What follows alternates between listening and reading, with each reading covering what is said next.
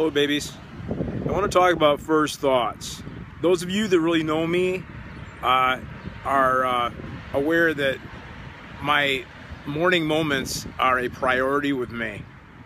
And it's just a real important thing to get my head screwed on straight right off the bat, because it can set the pace for your whole day.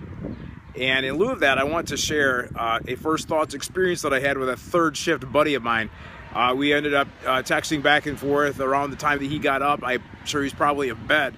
So his first thoughts was a nail-biting topic. We were talking about the Islamization of America, and we were talking about some places that he held dear in his childhood that have now become Islamic activity centers or something of that nature.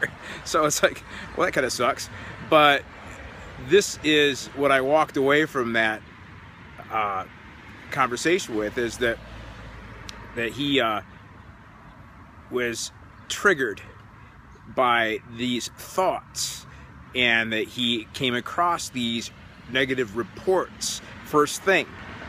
And the next thing I know, and we happen to share some space, and so the next thing I know, that I'm getting just a diatribe of a list of pointers letting me know that I am a slob, and that there's just some things that were out of order in the environment over there. And so what happens when triggers get pulled? What happens when our first thoughts are negative? What happens when our first steps into the day, our first thoughts, our first imaginations into the day have been clouded or defiled by fear and anxiety?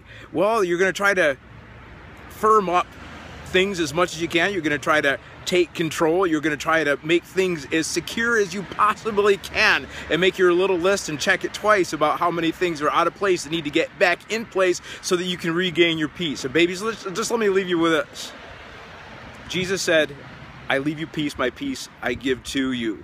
And there is a peace that passes understanding. And there's an immovable place that we have in Christ, where ISIS can't move us, evil reports can't move us. 1,000 will fall at our side, and 10,000 are right in our right hand, and it will not come near us. So we can give ourselves a little bit of margin of grace, because when these triggers go off, we can be aware that the triggers are going off, and we don't have to settle into those fight or flight responses where we have to hem up all of the loose ends out of anxiety and exact controls in order to make ourselves feel a little bit more secure, because we are secure in Christ. His hand is on us. We're in the palm of his hand. He's written us, engraved our names in his hand, and no one may pluck us out of his hand.